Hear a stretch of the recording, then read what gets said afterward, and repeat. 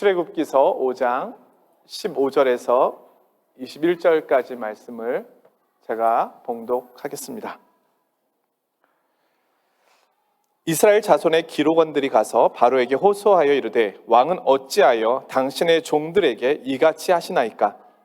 당신의 종들에게 짚을 주지 아니하고 그들이 우리에게 벽돌을 만들라 하나이다. 당신의 종들이 매를 맞사오니 이는 당신의 백성의 죄니이다. 바로가 이르되 너희가 게으르다 게으르다. 그러므로 너희가 이르기를 우리가 가서 여호와께 제사를 드리자 하는도다. 이제 가서 일하라. 짚은 너희에게 주지 않을지라도 벽돌은 너희가 수량대로 바칠지니라.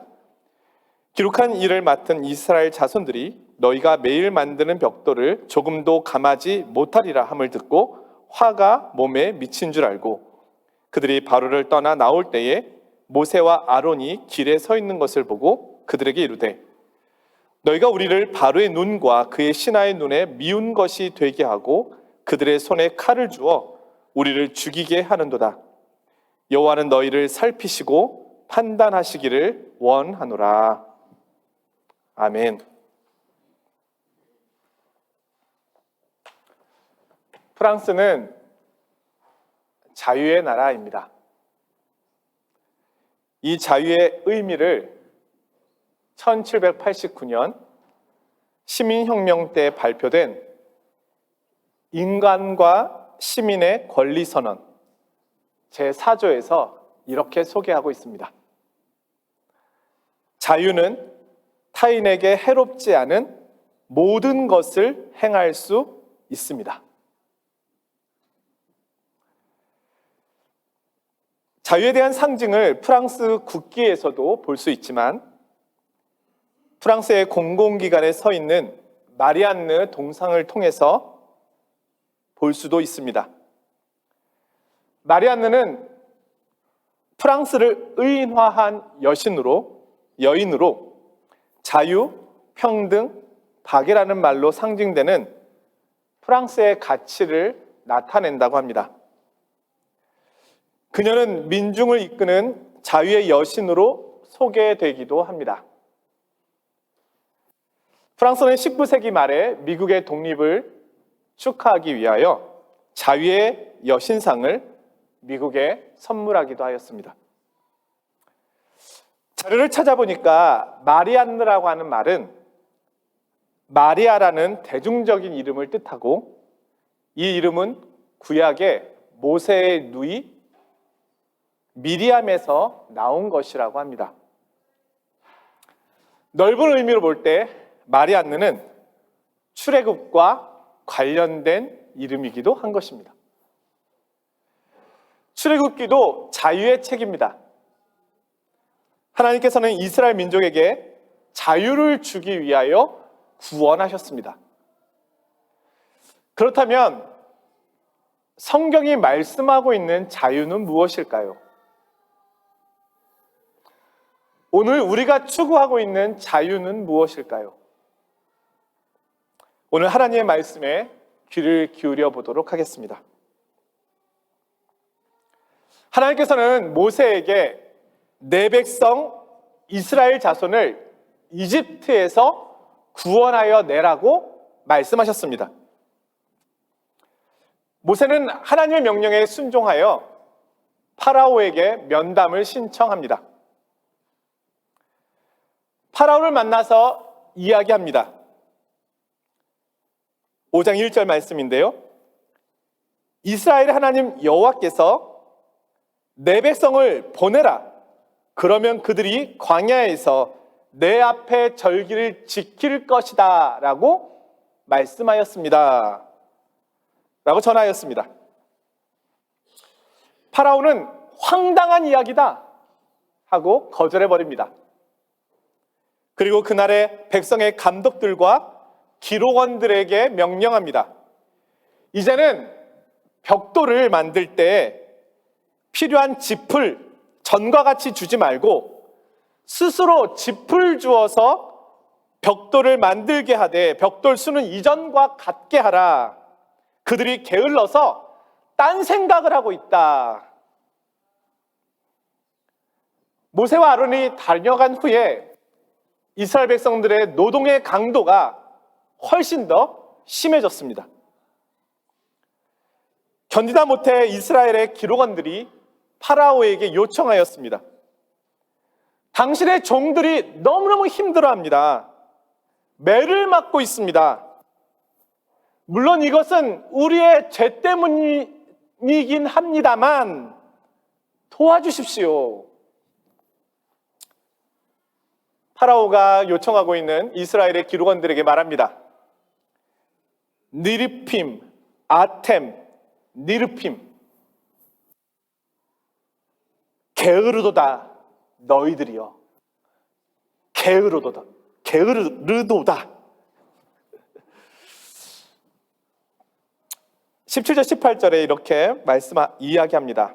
너희가 여유가 있고 일이 할 만하니까 여호와께 제사를 드리러 가겠다고 말하고 있구나. 일이 많으면 그런 쓸데없는 생각을 하지 않을 텐데 정해진 수대로 벽돌을 만들어내어라. 이 이야기를 듣고 히브리인들은 모세와 아론 때문에 화가 미치게 되었다고 생각하여 이들을 원망하였습니다. 모세는 여호와께 돌아와 기도합니다. 주님, 어찌하여 이 백성이 더 학대를 당합니까? 어찌하여 나를 보내셨습니까? 이 일로 인해서 이 백성이 더 학대를 당하고 있으니 그런데도 왜 구원하고 계시지 않습니까? 오늘 본문의 내용입니다. 여기까지의 내용을 보면 오늘 우리가 살고 있는 우리 사회의 모습, 구조의 모습이 떠오릅니다. 직장에서 성도님들이 겪고 있는 일일 수도 있습니다. 직장 생활은 우리에게 많은 스트레스를 가져다 줍니다. 직장에서 고용주는 늘 직원들에게 말합니다. 게으르도다, 게으르도다. 내 직원들이여, 좀 더 실적을 올리고 좀 더 일을 하라. 그 정도로 일하면서 월급 받을 생각하지 말아라. 한국 사회에서는 이것을 갑질이라고 말합니다. 어떤 이들은 현대의 이런 힘겨운 삶을 살아가는 도시의 샐러리맨의 삶을 현대판 노예의 삶이라고 말하기도 합니다. 힘 있는 파라오는 백성을 노예처럼 이렇게 부려도 되는 것입니까? 월급을 주는 사장은 직원들을 함부로 대해도 되는 것입니까? 억울하면 나가라. 이렇게 말해도 되는 겁니까? 그럴 수 없습니다. 그렇게 함부로 할 수 없습니다. 만약에 자신의 자녀들이 직장에서 고용주로부터 그런 대우를 받고 있다면 어떤 생각이 들겠습니까? 오늘 말씀해 보니까 하나님은 이스라엘 자손을 내 백성이라고 부르고 있습니다. 그런데 이스라엘 백성들은 파라오에게 당신의 종들이라고 이야기하고 있습니다. 자신들이 파라오의 백성이라고 이야기하고 있습니다. 파라오는 자신들에게 먹을 것을 주고 있기에 히브리 자손들은 자신의 것이라고 생각하고 있습니다. 그러니 함부로 해도 상관이 없다라는 겁니다. 실적을 올리지 못하면 때려도 상관없고 월급을 주지 않아도 상관없다는 겁니다. 파라오는 내 것을 가지고 내 마음대로 할 수 있다고 생각하고 있습니다. 그러나 이것은 파라오의 착각이고 동시에 이스라엘 백성들의 착각이기도 합니다. 이스라엘 백성은 파라오의 소유가 아니라 하나님의 소유된 백성입니다. 하나님께서 잠시 파라오에게 맡기신 것뿐입니다. 우리가 인간에 대해서 생각할 때 그 출발점은 하나님의 창조입니다. 성경은 인간의 창조에 대해서 이렇게 말하고 있습니다. 창세기 1장 27절인데요. 하나님이 자기 형상 곧 하나님의 형상대로 사람을 창조하시되 남자와 여자를 창조하시고. 인간은 스스로 오지 않았습니다. 하나님께서 지으셨습니다. 하나님의 형상으로 창조되었습니다. 그 의미는 존중받아야 될 존재라는 것입니다. 여기에 왕이 귀하게 여기는 나무가 있다고, 꽃이 있다고 생각해 보십시오. 그렇다면 백성들은 그 꽃을 왕처럼 귀하게 여길 것입니다.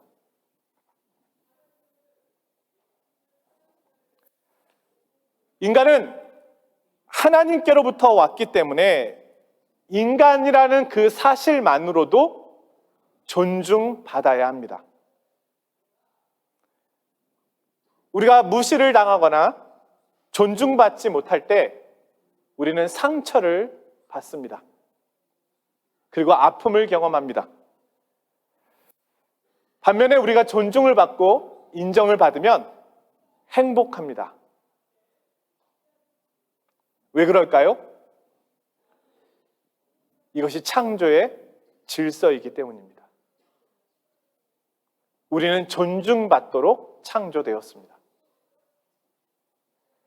우리는 하나님에 의하여 아름답게 창조되었습니다. 우리는 하나님의 소유입니다. 그러기에 어느 누구도 사람을 함부로 대하거나 차별할 수는 없습니다. 우리가 인간을 함부로 대할 권리가 있지 않습니다. 우리는 누군가의 소유물이 아닙니다. 우리는 하나님의 것입니다. 과도한 노동 착취, 장애인과 인종에 대한 차별, 남자와 여자에 대한 차별도 경계해야 합니다. 그러나 동시에 하나님께서 창조하신 남자와 여자가 아닌 또 다른 성을 인정하는 것 또한 하나님의 형상에 대한 파괴임을 기억해야 합니다. 가장 아름다운 것을 왜곡하는 것 또한 잘못입니다. 인간은 창조의 질서 안에서 존중받아야 합니다. 예전에 한국에서 목회할 때 교회를 잘 섬겨주시고 누구보다도 열심히 사시는 한 여집사님이 찾아오신 적이 있습니다.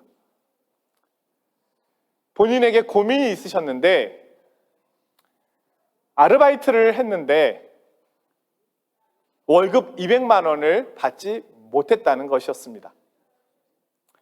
사장에게 몇 번이나 연락을 취하고 체불 임금을 달라고 했지만 몇 개월째 못 받고 있다는 이야기였습니다. 그래서 고용노동부에 신고를 할까 하다가 200만 원까지 것 없는 셈 치자라고 결정했다는 겁니다. 그러면서 그리스도인이 이런 걸 가지고 누구를 신고하는 것은 하나님께서 기뻐하시지 않는 일일 거야 라고 생각했다는 것입니다. 지사님이 저를 찾아온 이유는 본인이 한 행동이 그리스도인으로서 잘한 것이라는 확답을 받고 싶었기 때문이었습니다. 그래야 마음이 편안할 것 같았기 때문입니다. 제가 말씀드렸습니다. 집사님, 성경은 곡식을 밟아 떠는 소의 입에 망을 씌우지 말라고 하였고, 또 일꾼이 그 삭슬 받는 것은 마땅하다고 했습니다. 하나님의 자녀가 열심히 일하고 일한 삭슬을 받지 못하는데 하나님께서 참으라고 말씀하시지는 않을 겁니다. 도리어 하나님께서는 이 불의함으로 인하여 고통받는 자신의 자녀에 대하여 마음 아파하실 것입니다. 그리고는 집사님 스스로의 해결이 어려우면 법의 도움을 받으셔야 한다고 이야기해 드렸습니다. 성도 여러분, 하나님께서는 우리가 존중받는 것을 기뻐하십니다.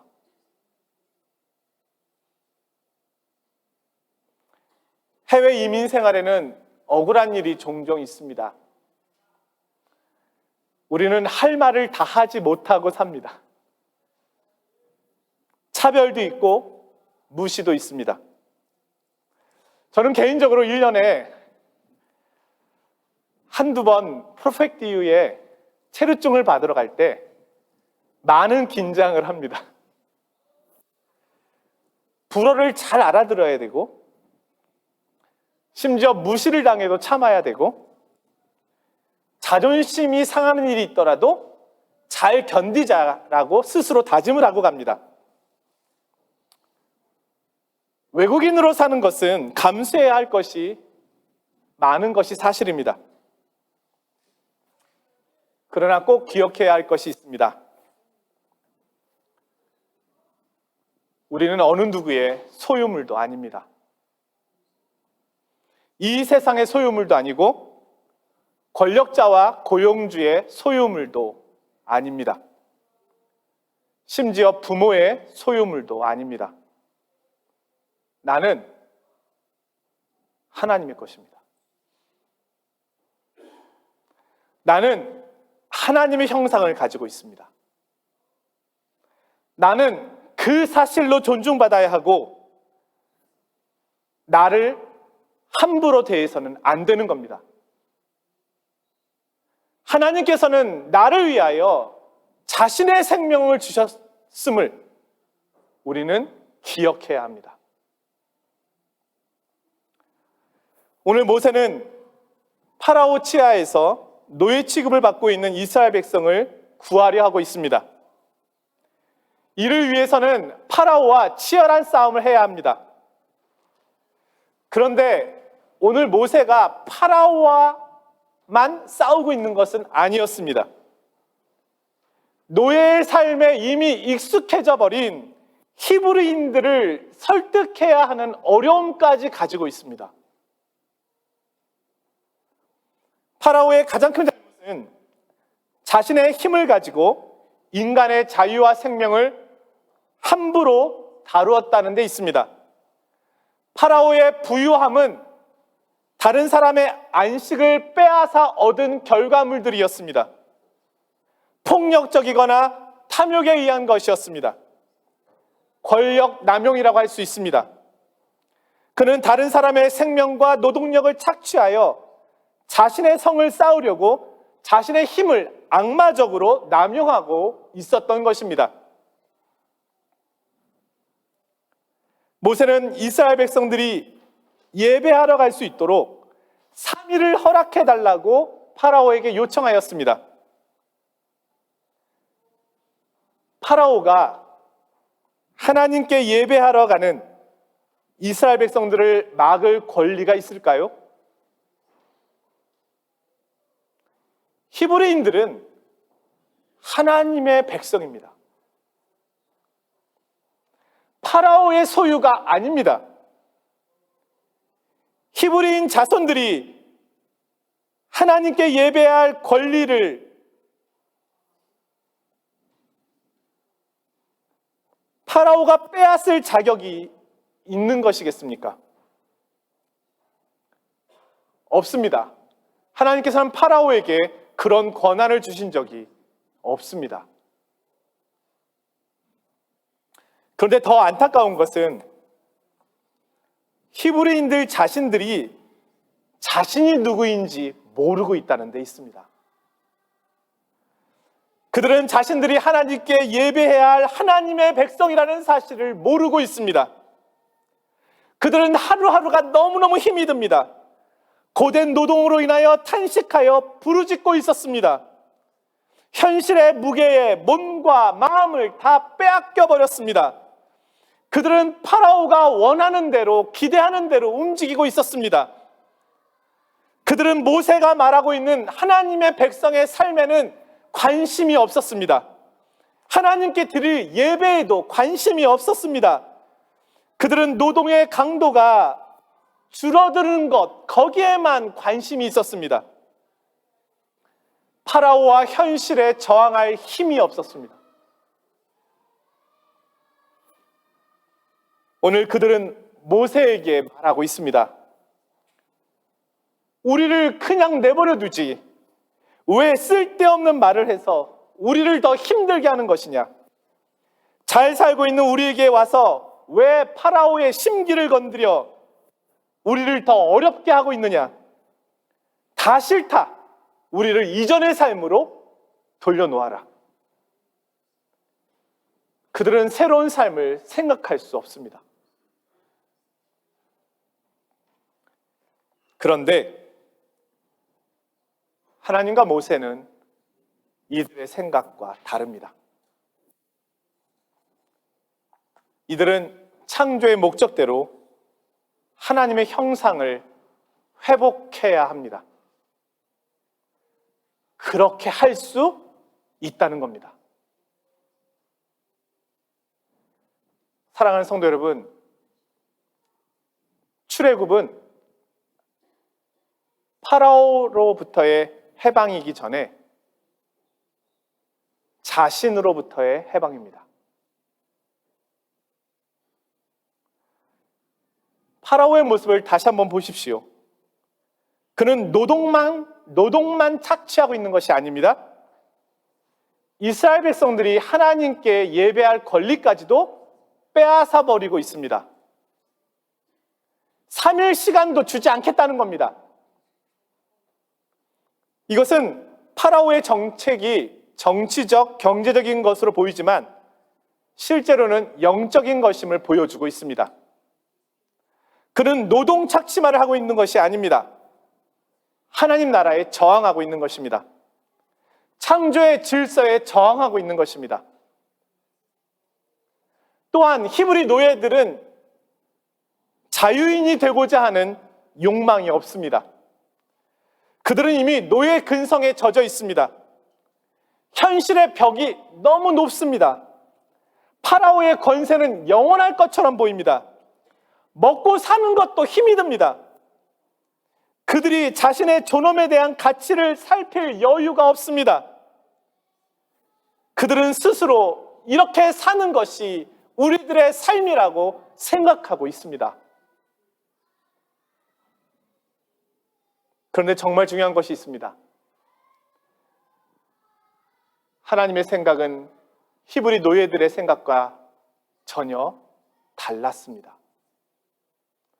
하나님께서는 그들을 향하여 더 이상 그렇게 살면 안 된다고 말씀하고 계시는 겁니다. 주님은 말씀하십니다. 이 백성은 내가 나를 위하여 지었나니 나를 찬송하게 하려 함이니라.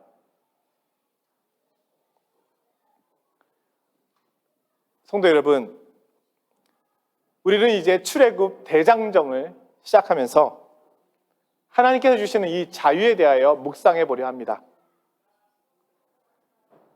우리 성도님들께서는 하나님께 예배할 자유를 갖고 계십니까? 하나님의 형상으로서의 존중을 나누고 계십니까? 세상은 폭군 파라오처럼 하나님께 예배하는 것은 우리의 관심사가 아니라고 말합니다. 세상은 하나님의 명령을 거역하여 우리에게 요구하고 있습니다. 그리고 어느덧 우리도 그 요구에 익숙해져 버리고 있습니다. 출애굽은 노예 근성에 빠져 있는 나로부터의 자유요, 세상으로부터의 자유요, 하나님을 예배할 자유를 얻는 것입니다. 하나님의 형상을 회복하는 것입니다. 주님께서는 이를 위하여 오셨습니다. 예배할 자유를 빼앗기지 마십시오.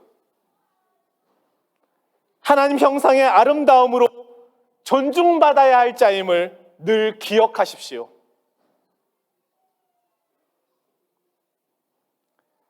말씀을 마치면서 오늘 말씀 안에서 그리스도인의 자유가 무엇인지를 정의해 보았습니다.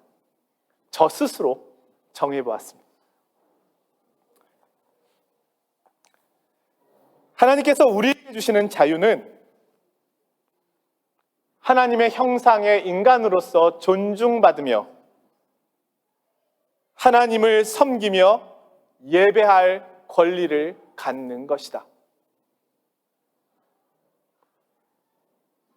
어떻게 시민혁명과 같은 멋진 자유에 대한 정의가 되나요?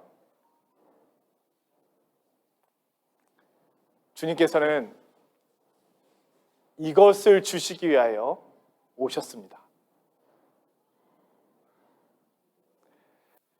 한 주간 앞으로 살아갈 시간들 속에서 하나님께 주신 이 자유를 누리시고 이 자유인으로 살아가시기를 주님의 이름으로 축원드립니다. 거룩하신 하나님 아버지, 감사합니다. 오늘 말씀을 통해서 우리가 하나님의 소유된 백성임을 더 분명하게 알 수 있음에 감사드립니다. 동시에 이 세상은 하나님의 소유된 백성을 자신의 소유된 백성으로 만들려고 파라오처럼 폭군처럼 하고 있는 것도 보게 되었으니 감사합니다. 하나님, 제게 주신 예배할 수 있는 자유, 하나님을 섬길 수 있는 자유를 빼앗기지 말게 하여 주시고 하나님의 형상으로서 존중받는 이 특권을 망각하지 않게 도와주시옵소서. 그리하여 어느 곳에 있든지 어디에 있든지 하나님을 예배하는 하나님의 백성으로 살아가게 하여 주시옵소서.